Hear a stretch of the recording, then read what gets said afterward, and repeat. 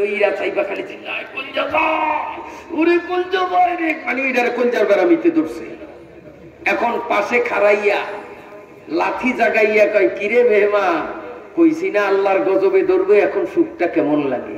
কিন্তু কার কথা কে শুনে? সে তো কলজা যায় খালি চিল্লাইতে আছে।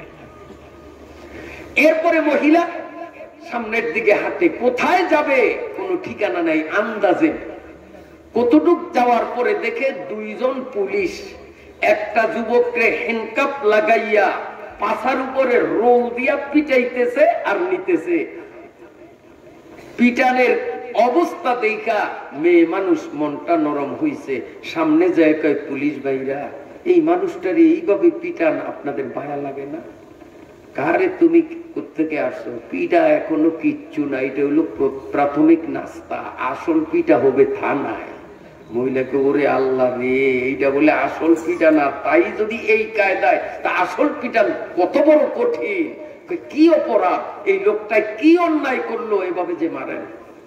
তোমারে বইলা লাভ কি, একটু বলেন না। এই লোকটা সরকার থেকে 300 টাকা লোন আনছে, মেয়াদ পার হইয়া গেছে, পালায়া পালায়া থাকে, সরকারের সে লোন দেয় না, পরিশোধ করে না। ওর বিরুদ্ধে মামলা হয়েছে, ওরে দীর্ঘদিন পর্যন্ত আমরা খুঁজি পাই না। আজকে গোপন সূত্রে আমরা ইনফরমেশন পাইয়া ওরে হাতে নাতে ধরছি, ওরে থানায় নিয়ে দিব। আসল মাইর এখনো মাইরের কিচ্ছু না। মহিলার মন নরম হইয়া গেল। অমনি বলে পুলিশ ভাইরা রে, থানায় নিয়ে মারবা কিন্তু টাকা তো পাইবা না, টাকার জন্যই যখন মারো। আমার মন নরম হইয়া গেল, আল্লাহর বান্দাকে এইভাবে মারো সহ্য করতে পারি না, আমি নিজের জন্য ঔষধ কিনব না, আল্লাহর এক বান্দার উপকারের জন্য 300 টাকা আমি দান করে দিলাম। পুলিশরা কয় আসলে তো কথা, থানায় নিয়ে পিডামু, টাকা তো পামু না, টাকা যখন পাইছি বাস আসামি ছাইরা দিল। এখন বলেন এই আসামি বেচারার মহিলা উপকার করছে না ক্ষতি করছে? অল্প উপকার না বেশি উপকার? অনেক বেশি উপকার না? যাক, পুলিশের মতো পুলিশ গেছে। এখন মহিলা হাঁটতেছে, পিছনের দিকে তাকাইয়া দেখে ওই আসামি বেটাও পিছনে পিছনে হাঁটে। আবার মহিলা এদিকে বাঁকায়, তাকাইয়া দেখে ওই দিকে, মহিলা আবার ওই দিকে চলে, ওই লোকটাও ওই দিকে চলে। মহিলা বলতেছে এ আসামি ভাই, তোর চলাটা কেমন জানি সন্দেহজনক, কি ব্যাপার আমার পিছু পিছু চলছ, তোর কারণটা কি? তখন ওই আসামিটা বলে ও অমানুষ, ও মানুষ যদি হইতো তাহলে তো এই মহিলার কাছে নিজের গোলাম বানাইয়া দিত, ঠিক না বেটি? কিন্তু কেমন পাজির পাজি, ওই যে মহিলার দিকে নজর দিছে, ইবলিস শয়তান তারে কাবু করছে। এই জন্য মহিলার দিকে তাকাইয়া ওই আসামি বেটায় বলতেছে বোনরে, আমি তোর দিকে তাকাইয়া পাগল হইয়া গেছি, এখন আমার যৌন ক্ষুধা মিটাবার সুযোগ কইরা দি। মহিলা আবার ওয়াজ শুরু করলো, ইয়া আইয়ুহাল্লাযীনা আমানুত্তাকুল্লাহ, আল্লাহরে ডরা, আল্লাহরে ডরা। ওই আসামি বেটায় কয় এখানে কোনো মানুষ নাই, জন নাই, কেউ দেখবো না। মহিলা কয় আল্লাহর নজর থেকে এড়াইতে পারবো না, আল্লাহরে ভয় কর, তওবা কর, এমন খেয়াল করিস না। এই কথা বলার পরেই ও পিটান শুরু করলো। আহা, একবার পাথরের আঘাত, আবার রাখালের বউর মারণ, এরপরেও তার ক্ষত বিক্ষত শরীরের উপরে জুলুমাতুম বাদুহা ফাওকা বাদ, বিপদের পরে বিপদ, বিপদের পরে বিপদ, কষ্টের পরে কষ্ট, তারপরে কষ্ট, তারপরেও মহিলা আল্লাহরে ভুলল না। আর আমরা লেপকাতার নিচে আরামে আরামে শুইয়া শুইয়া আল্লাহরে ভুলিয়া নামাজ কাজা করি। আর দেওয়ার ভাবি একসাথে বসিয়া আরামে আরামে লুডু খেলায় আর ফেসবুক আর ইউটিউব চালায়। 1 সেকেন্ডের জন্য আল্লাহরে ভয় করি না। দুনিয়ার কেউ না দেখলো আল্লাহর চক্ষুরে ফাঁকি দেওয়া যায় না, ঠিক না বেঠি? আল্লাহ এবার মারতেছে, আর মহিলা খোরাইয়া খোরাইয়া দৌড়াইতেছে, ও পিছন থেকে মারতেছে। এবার মারতে মারতে নদীর পার নিয়ে গেছে। নদী দিয়া যাইতেছে একটা সাম্মান ট্রলার। ওই ট্রলারের বাজি যখন দেখলো, শয়তানের এই তো সুযোগ পাইছি, কারণ বেপরদা রহমতের ফেরেশতা চলিয়া যায়। মহিলার দিকে তাকাইছে, শয়তান ওরও কাবু করছে। ও আস্তে ট্রলার ভিড়াইয়া এবার আসলে এসে গে বেটা এই মহিলার এরকম পিটাসকা কায়েমে, আপনি বিদেশি মানুষ সরেন, এটা আমার বান্দি, ওর চরিত্র খারাপ। আসলে চরিত্র খারাপ, কথা কন না, কাড্ডা খারাপ, ওর নিজের চরিত্র খারাপ। আর ও মহিলার কথা কয় ওর চরিত্র খারাপ। আমাদের দেশে এরকম বহুত আছে, নিজে আকাম কুকাম সব করে কিন্তু নিদোষী মানুষগুলার বিরুদ্ধে মিথ্যা মামলা দিয়ে তাদেরকে হয়রানি করে নিদোষী মানুষগুলাকে দোষী বানায়, আর নিজের দোষের কোনো অন্ত নাই। ঠিক না বেটি? আল্লাহ কয় ওর চরিত্র খারাপ। চরিত্র খারাপ তো এটা বেচিয়া ফেলা। আগের আমলে গোলাম বান্দি গরু ছাগলের মতো বেচা বিক্রি হইতো। কয়তো এটা বান্দি যখন চরিত্র খারাপ তো এটার বেচ, এইটারে কেউ কিনবে না, ওর চরিত্র খারাপ। তখন ওই মাঝিয়ে কয় তাহলে কেউ যখন কিনবে না আমি কিনবো, তুই বেচবি? তো চিন্তা করলো যে আমি তো আসলে বেচবো না, আর এ তো বান্দিও না। আমার উদ্দেশ্য হলো যে ওরে পিটাইয়া পিটাইয়া দুর্বল বানাবো, পিডার তৈচ্ছায় সে অন্যায় করতে রাজি হবে, এটা হলো তার উদ্দেশ্য। বেচার নিয়ত নাই, এই জন্য সে দাম চাইলো। যেমন কোরবানি আডে অনেকে গরু উড়ায়, বেচনের নিয়ত নাই, চাইকে কত মূল্যায়, এরকম আছে না? কারণ গরুর দাম আছে হয়তো 30,000, বেশিতে বেশি হইলে, কিন্তু ওইটার দাম দেয় 1,75,000। আইসাল বাইসাল দাম দেয়, কারণ বেচার নিয়ত নাই। বেচার নিয়ত থাকলে ছোট্ট করিয়া চাইতো, এইটারে তো বেচার নিয়ত নাই। এইটাকে 500 টাকা আমার বান্দি নিতে হইলে, সেই আমলে 500 টাকা, এখনকার কয়েক লক্ষ টাকা। 500 টাকা তো ওরও তো ইবলিস বড়টায় পাইছে, ও টাকার মায়া করে নেয়, পকেটে হাত দিয়ে কাই নে 500 টাকার নোট দে। এখন ধরা খাইছি না, এখন মনে মনে মনে রে মন হুদার্তন বত্তাও বালা, হুদার্তন বত্তাও বালা, টাকা তো 500 পাইছস। এদিকে মাঝিয়ে খুব খুশি, কিনিয়া এই বান্দি নিয়া সে ট্রলারে উঠছে। ওই যে মাঝখানে একটা রুম আছে তাদের, রুমের মধ্যে তালা মাইরা রাখছে, আবার ট্রলার চালাইতেছে।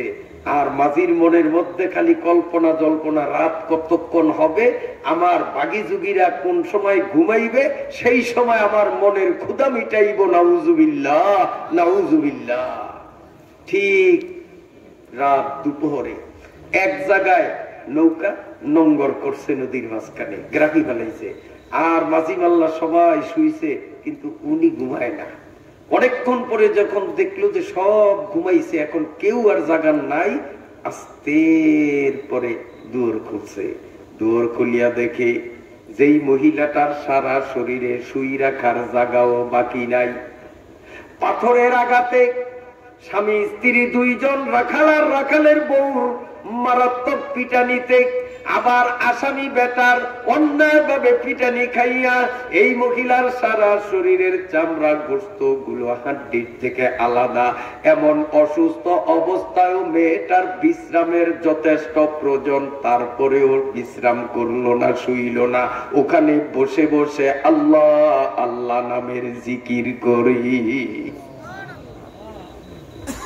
এত দুঃখ এত কষ্ট, তারপরেও আল্লাহকে ভুলল না।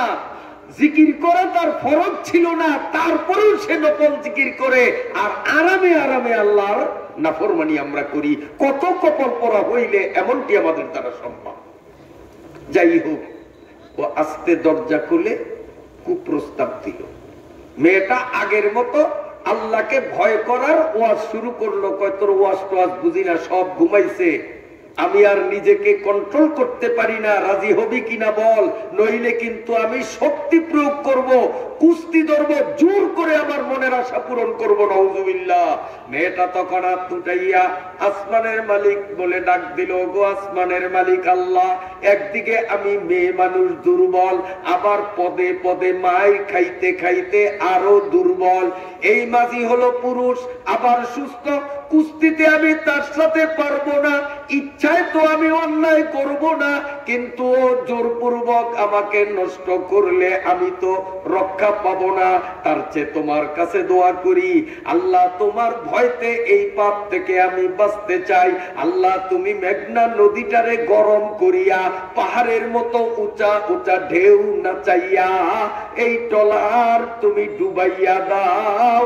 মরব, জীবন যাবে, তবুও যেন পাপ কাজ আমার দ্বারা না হয়।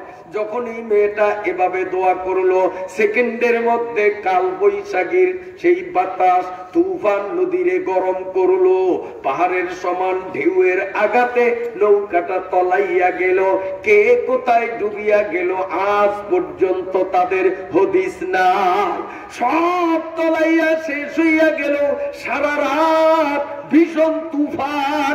সকালবেলা পূব আকাশে যখন সূর্য উঠলো, গ্রামের হাজার হাজার মানুষগুলো নদীর পারে রওনা দিল। এরে গেল রাত্রে যেই ভীষণ তুফান। চল নদীর পারে যাইয়া দেখি কি অবস্থা। হাজার হাজার মানুষ যখন নদীর কূলে আসলো, আমার দিকে তাকা, ওরা দেখতেছে এখনো বিশাল বিশাল ঢেউ নদীর মধ্যে নাচানাচি করতেছে। কোন নৌকা নাই, লঞ্চ নাই, স্টিমার নাই, শূন্য নদী।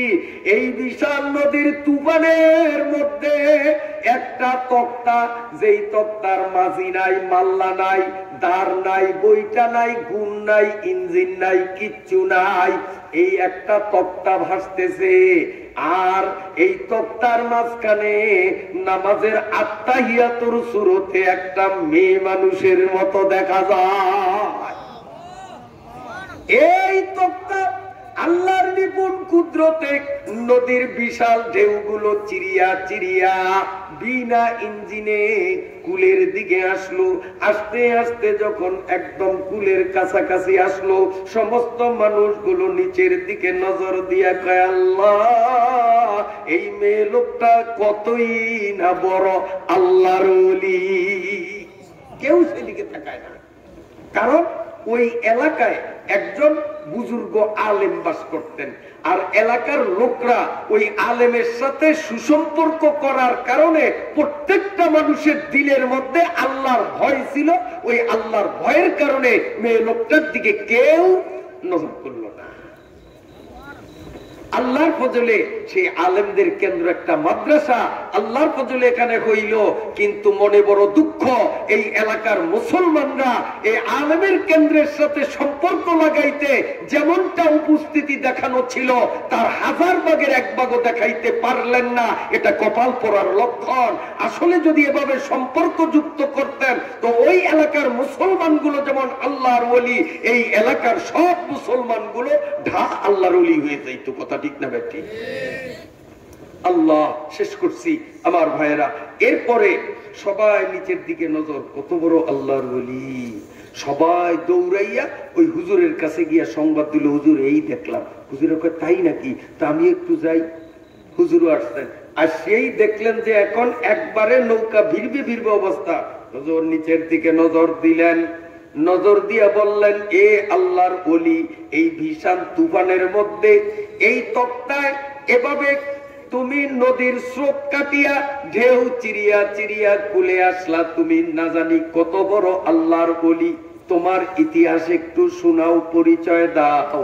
মহিলা সংক্ষেপে যখন তার পিছনের কথাগুলো তুলে ধরলেন, সমস্ত মানুষগুলো ওই আলেম হুজুরকে বললেন, হুজুর, এই মহিলা তো দেখি আপনার চেয়েও বড় বুজুর্গ মানুষ। এই মহিলাটাকে আশ্রয় দেওয়া আমাদের ইমানি দায়িত্ব। তবে আমরা গ্রামের মূর্খ মানুষ, আল্লাহর ওলির খিদমত ঠিকঠাক মতো করতে পারবো না। আমাদের সকলের ঐক্যমতের সিদ্ধান্ত, এই আল্লাহর ওলিকে আপনার বাড়িতে নিয়ে আশ্রয় দেন, কারণ আপনিও আল্লাহর ওলি, ইনিও আল্লাহর ওলি। ওলিয়ে ওলির কদর বুঝবে, ঠিক না ভাই? ঠিক। আপনারও আল্লাহর ওলি, যার কারণে ওলিদের আলেমদের কদর বুঝিয়া ময়দানে বসছেন তো বসছেন, ময়দান ছাড়লেন না। আমার দিল বলতেছে আমি যদি ফজর পর্যন্ত আলোচনা করি আপনারা ময়দান ছাড়বেন না, ঠিক আছে নি আমার ভাইয়েরা? কাজী আপনারাও আল্লাহর ওলি, কিন্তু মনে বড় দুঃখ, এত সুন্দর প্যান্ডেল, তুলনামূলক শীত অনেকটা কম, ঠিক না বেঠিক? তারপরেও এলাকার মানুষগুলোর অবস্থা এমন কেন? আমার ভাইরা বাবাজিরা, এবার সকলের পরামর্শ অনুযায়ী আল্লাহর ওলি যখন মহিলাকে বাড়িতে নিলেন, একটা ঘর ওনারে দিলেন, তুমি এখানে থাকো। তার খাওয়া দাওয়া সব কিছুর দায়িত্ব হুজুর নিলেন। আর চারিদিকে যখন খবর ছড়াইয়া গেছে, দলে দলে মানুষ পানি পড়া, তেল পড়া, ফু ফাক্কারের জন্য মহিলা হুজুরের দুয়ারে লাইন দেয়। কিন্তু এই আগের পুরান হুজুরের কাছে এখন আর কেউ আসে না, ওনারে জিজ্ঞাসাও করে না, সব ওইখানে। যদি আমার বেলা এমন করতো তা আমার কিন্তু তখন হিংসা শুরু হতো, কিরে পরে জায়গা দিলাম, এখন তো আমার হাতিয়া তোফা ব্যাগ গেল, ষড়যন্ত্র কইরা যেমনিও করে খেদাই তুইব, আমি হয়তো নাউজুবিল্লাহ করতাম এইরকম। অথচ আল্লাহর ওলি দিলে দিলে খুশি, মাশাআল্লাহ আমি একটা ভালো মানুষ জায়গা দিছি, ভালো মানুষ জায়গা দিছি, উনি খুশি। আর মানুষ মহিলা হুজুরের কাছে আসে, দোয়া নেয়, আর ডাইরেক্ট অ্যাকশন, সাথে সাথে ফল পায়। সুবহানাল্লাহ। অল্প দিনের মধ্যে খবর চারিদিকে ছড়াইয়া গেছে, হাজার হাজার মানুষ ওনার ভক্ত হইয়া গেছে। এদিকে হাজী সাহেব হজ শেষ করিয়া দেশে আসছে, আইসা বাড়ির কাছাকাছি এইসব পথঘাট ঠিক পায় না। আমাকে বাড়িটা এদিকে আসিল না, কাহা ওই যে তোমাকে বাড়ি আসিল, এইরকম কারে হাজী সাহেব আপনি হজে যাওয়ার পর আপনার ভাইয়ের চোখ পচা লাগছে, টাকা পয়সা সব খুয়াইছে, ঘর বাড়ি জায়গা জমিন সব বেচে চিকিৎসা করছে, এরপরেও সুস্থ হয় নাই। যারা জায়গা জমিন কিনিয়া নিছে এরা জমিনের চেহারা ফিরে এলেছে, আপনার বাড়িটা হেনি আছে। কথা আমার ভাই এখন কইতে মাথাত করিয়া 7 দিন রাত 24 ঘন্টা খালি কল চৌকের ব্যথায় চিল্লায়, এটার চিল্লা নিতে আমরা গ্রামের মানুষও ঘুমাইতে পারি না। কথা আমার বউটা গেল কই? কারে হাজী সাহেব ওই দুষ্টের কথা কম, আপনি গেছেন হজে আর ওই তলে তলে করছে আকাম, ওরে পাথর মারিয়া দিছে শেষ করিয়া। তখন উনি গালে কয় কিরে আমার বউ তো এমন না, আমার বউ তো এমন না। আবার কয় কে জানে, শয়তানের কান্দে চুরিয়া হয়তো হইলেও হইতো পারে, দুটাক্কার মধ্যে। যাই হোক, এরপরে গেল ভাইয়ের কাছে, যাইয়া ভাইয়ের গলা ধরিয়া কান্দে, কিরে ভাই তোর অবস্থা? তো ভাই চোখের জ্বালা সহ্য হয় না, একেবারে বাড়ি ঘর জায়গা জমিন সব বেচে চিকিৎসা করছি ভাই রে, সহ্য হয় না, খাওয়া দাওয়া নাই। কয় তোর ভাবি কই? এই পুরান কথা। কারে? এটার চরিত্র খারাপ, এইটারে সরকারে পাথর মারিয়া শেষ করছে, ওইটার নাম লইয়েন না, ওইটার নাম লইতো ঘিন করে, ওইটার চরিত্র ভালো না। হাজী সাহেব তখনও বিশ্বাস করতে পারে না। আবার কয় কে জানে, শয়তান কান্দ উঠলে কিছু হইতেও পারে। আবার কয় না, আমার বউ তো এমন না। উনি যোগ বিয়োগ মিলিতে পারে না। যাই হোক, এখন মানুষের কে ভাই বউ গেছে, জায়গা জমিন গেছে, সব গেছে, জোরের ভাই এইটাও তো লক্ষণ বালা না, মরবো, একটু আমারে বুদ্ধি দে, কোন আনে কারে দিয়ে চিকিৎসা করাই আমার ভাইটারে একটু সুস্থ করতে পারি। তো মানুষে কয়, শুনছি ওই দেশে বলে মহিলা হুজুর আছে, যে যায় সে ফল পায়, আমরাও যাওয়ার নিয়ত করছি, অন্য যাইতারি নয়, এবার শেষ চিকিৎসা একটু হুজুরের তারে নিয়ে যান। হাজী সাহেব এবার আমদাপুত্রে দৌড়িয়া মহিলা হুজুরের দিকে রওনা দিছে। ওই সাক্ষী সাইডটাকে হাজী সাহেব সারা শরীর ফুসিয়া গেছে, খাদ্যনি সহ্য না, আমাদের একটু লইয়া যান, লইছে সাইডটারে। কদ্দুর গেছে মত, ওই যে কলজা যায় ওই ডাকা, আমিও কলজা বেড়ামি সহ্য করতাই না, আমারও একটু নেন। এইরকম ভাবে ওই সামনে যে আসামিরা আছি সেইটারও পাইছে, ওইটারও লইছে। আর নৌকার মাঝি তো কোথায়, আজ পর্যন্ত তার লাশ পাওয়া যায় নাই, নৌকাও পাওয়া যায় নাই। এখন এই কয়টারে লইয়া নদীর কুল গেছিয়া যায়, আর যারে জিজ্ঞাসা করে সবাই কয় না এইরকম কামেল হুজুর আল্লাহর দুর্নীত নাই। এখন ভক্তিও বাড়তে আছে। যাইতে যাইতে একবারে বিশাল লাইন পিস কাতারে খারাইছে, খারাইয়া খাদেম করে কইছে, আমরা বহু দূরত্ব নাইছি হুজুর, একটু কম দূরে কোন জায়গায়? যখন নাম ঠিকানা কইলো জায়গার, খাদেম মহিলা হুজুর অমুক জায়গার থেকে এরকম কিছু লোক আসছে। এখন মহিলা হুজুর ঠিক পাইছেনি, এটা ওনার শ্বশুর বাড়ির ঠিকানা। যদি কয় যে কাছিয়া, এই সমন্দরের কাছে চিনব না, মহিলা তো হয়তো জায়গা মতোই তো আসছে, ঠিক আছে দেখি কারা। তো বিদেশি মেহমান করে আগে সুযোগ দাও, দেশিরা পরে, ওনাদেরকে সামনে আনো। সামনে গেছে, যাই মহিলা হুজুর ঘরের মধ্যে, দরজা বন্ধ। আজি সাহেব উঠানে দাঁড়াইয়া কয়, মহিলা হুজুর আপনার খুব সুনাম শুনছি, আপনি দোয়া করলেই বলে ডাইরেক্ট অ্যাকশন হয়। তা আমি এরকম ভাবে হজে গেছি, যাওয়ার সময় আমার ভাই আর আমার স্ত্রীটারে রাখিয়া গেছি। এখন হজের থেকে আসিয়া দেখি যে আমার স্ত্রীটা বলে পাথর মারিয়া শেষ হইয়া গেছে, চরিত্র খারাপ, কি কয় আমার বুঝে ধরে না, কিন্তু আমার বিশ্বাসও হয় না, যুগ বিয়োগ মিলাইতে পারি না। আর আমার ভাইটার এই অবস্থা, আপনি একটু দয়া করিয়া দোয়া করলে আমার ভাইটা হয়তো সুস্থ হবে। এখন মহিলা হুজুরের বুঝের আর বাহি আসেনি, কথা কন্যা দি বাহি আছে। মহিলা হুজুর কয় ঠিক আছে, চান্দুরাই তো আইছে। এখন কাজী সাহেব আপনার ভাইয়ের চৌকে আল্লাহর গজব, দুনিয়ার ওষুধে কাজ হবে না, আমি দোয়া করলে আশা করি ভালো হবে। কারে হুজুর তাড়াতাড়ি দোয়া করেন। দোয়া করবো, আপনার বাইরে কোন একটা শর্ত আছে। ওই আন্দা বটে কয়, হুজুর একটা না 1000 শর্ত দিলেও মানবো, তবু একটু হু দেন, আমি চোখের জ্বালা সইতারি না। কয় না, একটা শর্ত, সেইটা হলো তুমি সত্য কথা কইবা। কাহা সত্য কথা কমু? আচ্ছা বলো তো, তোমার ভাবির চরিত্র খারাপ ছিল না তোমারটা খারাপ ছিল?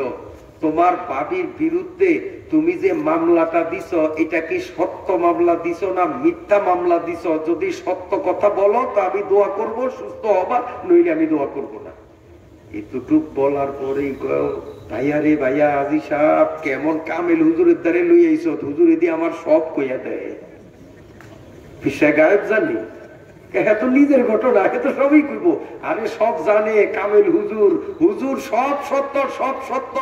আমি চরিত্রহীন ছিলাম, বাবিরে পুছলাইতেছিলাম, বাবির কোনো দোষ আছিল না। আমার আল্লাহর হস্তে আপনি একটু মাফ করেন, দোয়া করেন, একটু ফু দেন, একটু ফু দেন। আমি অন্যায় করছি বাবির সাথে। ঠিক আছে তো, মন থেকে সত্য কথা বইছ? হ্যাঁ, অমনি ওই সাইডটায় আজি সাহেব আসলে আপনার স্ত্রীর কোনো দোষ ছিল না, এই শুয়োরে আমগরে ঘুষ খাওয়াইয়া বাধ্য করছে, ঘুষ খাই আমরা মিথ্যা সাক্ষী দিছি। এক এক করিয়া পটপট করিয়া সব দিনে কোয়া শুরু করিয়া দিছে। সুবহানাল্লাহ। এখন সত্য বাইর হয়নি, বাইর হয়নি। কাজী যারা টাকার গরমে, ক্ষমতার গরমে, দলের গরমে নিরীহ মানুষের উপরে অত্যাচার করেন, 1 যুগ 12 বছর পরে হইল সত্য কিন্তু বাঁচিয়ে উঠবো। কথা বলছেন? রাইট বেশি, এখানে অনেক নসিহত ছিল, আর করলাম না, একটু খোঁচা দিয়া তুইলাম। এই শেষ করতেছি আর 1-1.5 মিনিটের মধ্যে। কমুনি 1-1.5 মিনিট সময় দিবেন তো আমারে? আচ্ছা, এখন আল্লাহ রে, আজি সাহেবের কাছে যখন, আজি সাহেবের সামনে সবাই যখন সত্য স্বীকার করছে, মহিলা হুজুর ঘরের ভিতর থেকেই মুনাজাত দিলেন, আল্লাহ ওরা যখন সত্যরে প্রকাশ করছে, আমি দোয়া করি তুমি বেগুনের সুস্থ করিয়া দেও। দেও কইয়া সারলো না, ওই আর আটকানিয়া চোখ খুলিয়া গেছে, ওই অবস্থা আমরা ঠিক হয়ে গেছে, কই যাবে আমিও গেছে একবারে বেগুন বালা। এখন কম তো আজি সাহেবের ভক্তি হুজুরের প্রতি বাড়ছে না কমছে? আগে মানুষ তো শুনছে, আর এখন দেখছে, শানি ডাকায় বুয়াব মানেন্দে দিদা কি যে বাড়ছে। না রে, যেমন শুনছি হুজুর দি হেরতনো কামে। এখন হুজুর আপনি যথেষ্ট কামের লোক, আমার বউটা মানুষে যে যাই কোক না কোক আমারে কিন্তু বিশ্বাস করাইতে পারে নাই। এইরকম চরিত্রবান বউ এই পৃথিবীতে আমি ছাড়া কেউ পায় নয়। এরপরে ওরা ষড়যন্ত্র কইরা আমার বউটারে মারছে। আপনি আল্লাহর ওলি, আমার মরা বউটার রুহের মাগফিরাতের জন্য আপনি একটু দোয়া করেন, যাতে আমার বউর আত্মায় শান্তি পায়। কে কাল লাগিয়া দোয়া করে? এই কথা কন, মহিলা হুজুরে ঠিক পাইছেনি? হ্যাঁ, এখানে মহিলাদের অনেক নসিহত ছিল, করলাম না, একটু কোথা দেই যে স্ত্রী স্বামীর সাথে এমন ব্যবহার করছে যে স্ত্রীর মৌতের পরেও কামেল হুজুরের কাছে স্বামীর চোখের পানি ছাড়িয়া স্ত্রীর জন্য দোয়া চায়, তার রুহের মাগফিরাতের জন্য। আর বর্তমান সমাজের অধিকাংশ বউরা স্বামীর সাথে এত দুর্ব্যবহার করে, ওই বউ মরার আগেই কামেল হুজুর পাইলে স্বামীটাই কয়, হুজুর একটু আল্লাহর দ্বারা দোয়া করেন, ওই রুহ খবিশটারে নিয়ে আল্লাহ তাড়াতাড়ি মৌত দিয়া আমার একটু শান্তি দেয়। কথা হাসানা বিচার? বৌগ ব্যবহারে স্বামীর দোয়া, বৌগ ব্যবহারে স্বামীর বদদোয়া। বয়ানের শুরুতে একটু ইঙ্গিত দিছিলাম যে এখানে আসিয়া মহিলাদেরকে কিছু বাস্তব ট্যাবলেট দেব, কিন্তু রাত্র বেশি হইল, পারলাম না, একটু ইশারা দিলাম। দেশীয় মানুষ সুযোগ পাইলে অন্য কোনো সময় চেষ্টা করা যাইতে পারে ইনশাআল্লাহ। এখন মহিলা হুজুর তো বুঝছে যে কাল লেগিয়া কে দোয়া চায়। মহিলা হুজুর কাজী সাহেব কেমন দেখলেন? আমার দোয়া লাগে? কারে কি কর লাগে মানি আমনে কইতে দেরি, লাগতে দেরি না। আমনে আমার বউরে দোয়া করলে কবরে শান্তি হইব, তাড়াতাড়ি আমার বললে দোয়া করেন। কয় শোনেন, একটা শর্ত আছে। কেউ না, আমার বউর জন্য আপনার তো দোয়া নিমু, আপনি 1000 শর্ত দেন, আমি সব শর্ত মানবো। কোন কি শর্ত? কয় না 1000 নেকা শর্ত। কয় সেটা কি? কয় সেটা হলো এতক্ষণ আপনি উঠানে, আমি ঘরে, দরজা বন্ধ, কেউ রে কেউ দেখি না। এখন দরজাটা খুলিয়া দিমু, আপনি ঘরে ঢুকবেন, আমি আপনার কোলে চড়মু, আপনি আমারে কোলে লইয়া দুইজনে মিলে আপনার বল্লিকে দোয়া করবো। সুবহানাল্লাহ, সুবহানাল্লাহ। দরজা কিন্তু অলরেডি বন্ধ। আজ হিসাব নিজের গালে নিজে থাপড় দিয়া আস্তাগফিরুল্লাহ, কেমন রুখ অভিষেদ্ধারে আইলাম। এতক্ষণ কামেল হলি, এখনকার কেমন রুখ অভিষেদ্ধারে আইলাম। যে পর্দা করার আল্লাহর বিধান, আর যেইটাই আল্লাহর বিধান ফরজ আদায় করবে না, এ যত কেরামতি দেখো, ও শয়তান, ও অলি হইতে পারে না। আমি একটা ভিন পুরুষ, একটা ভিন নারী, আমার হে কোলে চড়তে চায়, এইটা তো শয়তান ছাড়া কিচ্ছু না হয়। যতই কেরামতি দেখাও, এটা আস্তা শয়তান, কারণ এটা আল্লাহর হুকুম মানে না। ঠিক আছে? ওইসে আপনার দোয়াও লাগবো না, আমার বউর রুহের মাগফিরাতও লাগবো না। আল্লাহ এমনি আমার বউরে মাফ করবো, আমি যাই, আপনার দোয়া আমার লাগবো না, আপনি একটা শয়তান। এই কথা বলার সাথে সাথে বউ তো বুঝছে যে আমার স্বামী কেমন, এই কথা সে রাজি হয় না। আগেই বুঝছে, দুয়ারের সিটখানে খুলিয়েই রাখছে আগে, যে আজি সাহেব অমনি ফিরছে যাবে গিয়া, অমনি পিছনের থেকে খপ করে হাত ধরিয়া যখন টান দিছে, এখন তো এদিকে বৌদি আমার সুবহানাল্লাহ কইেন না, কাই কইেন, আজ কইলে হুড়িয়ে দেবো না।